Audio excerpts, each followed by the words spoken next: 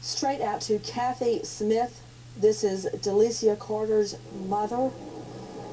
Miss Smith, first, I want to give you our heartfelt sympathies for all that you have gone through.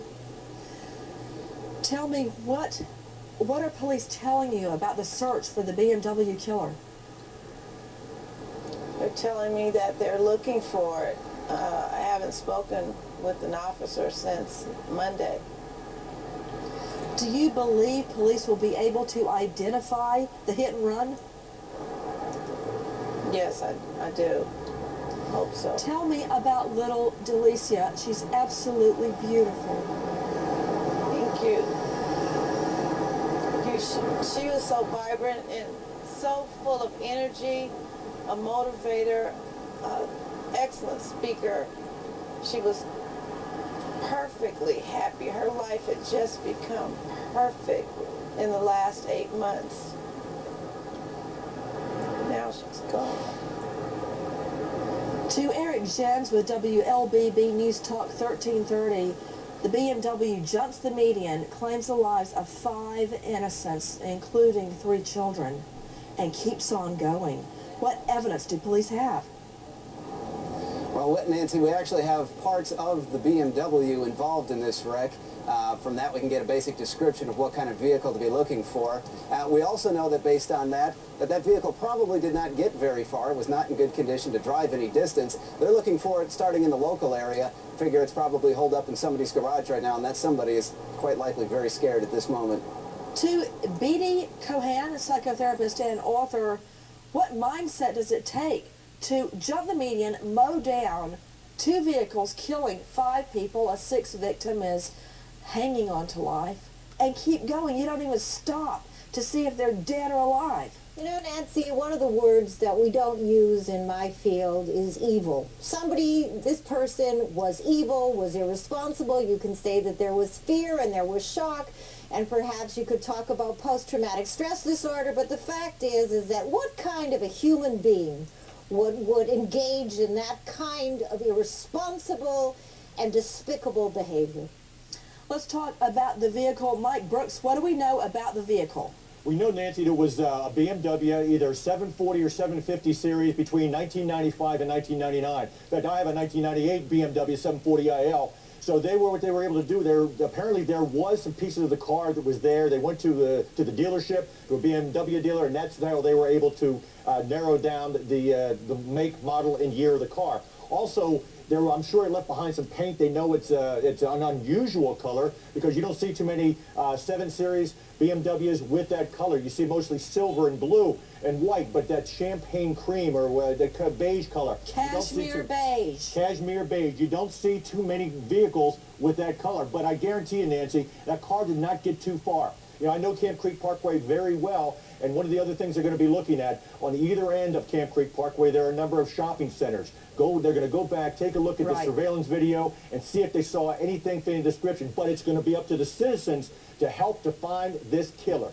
We believe it was a female passenger, a cashmere beige 740 or 750 series BMW, possibly 95 to 99 model. Significant damage to driver's side of the car, maybe leaking oil. That's what we know about the BMW killer. I want to tell you about the victims in this case. Robert Carter, 39, killed. Delicia Carter, 38, killed. Her mother with us now. Killa Carter, 9 years old, killed. Ethan Carter, 2 months old, killed. 6-year-old daughter Morgan Johnson in the Volkswagen, killed. Mom, Tracy Johnson, 43, seriously injured. Now somebody's got to tell her when she wakes up, her 6-year-old daughter is dead. With me, the mother of Delicia Carter, age 38, the grandmother of Killa and Ethan is Kathy Smith. The little boy was just 2 months old, Miss Smith? Yes, ma'am. 2 months. When did you learn of the crash? 10 p.m. on Sunday night. I want to go back to Eric Jens with WLBB News Talk 1330. Eric Jens, police meticulously combed the highway and they found bits and pieces of this vehicle. They couldn't even tell what it was. They had to take it to a car dealer and find out what kind of car it was, the color. They've already done a significant amount of discovery on this vehicle. What needs to be done now? Where are they headed? Well, the main focus, of course, is on getting answers to those unanswered questions, and those answers lie with whoever was driving that BMW. They've continued to work with other authorities. They're still receiving tips from potential witnesses, but right now, the major break is going to come in locating that vehicle driver. To Dr. Zhaoxue Hua, medical examiner out of Union County, New Jersey, at this point, would there be any way to show whether drugs or alcohol were involved? It's unlikely. It's very unlikely this time.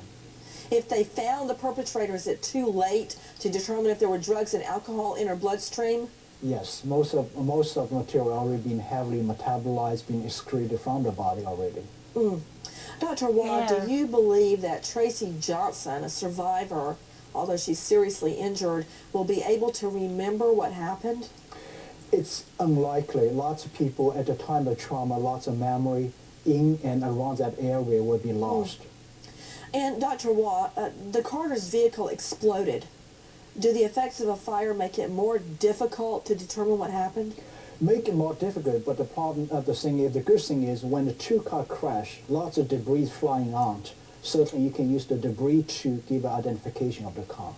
Daniel Horowitz, what's your defense? I would look to mechanical failure. Just because there's an accident and then you run doesn't mean that you're at fault. Yeah, maybe the car, the BMW, had mechanical failure. That caused the accident. Then why did they keep going? And it wasn't, to Elizabeth Kelly, that's not going to work. Afraid. Because the car kept going enough for them to run and flee the scene. You're right about that. And the longer this woman waits, the worse it's going to be for her. And the doctor is right. All of the blood, all of the drugs, all of the alcohol may be metabolized out of her system. But if this woman does have a history of drug or alcohol abuse, woe to her. Everyone, very quickly, CNN Heroes. This is CNN.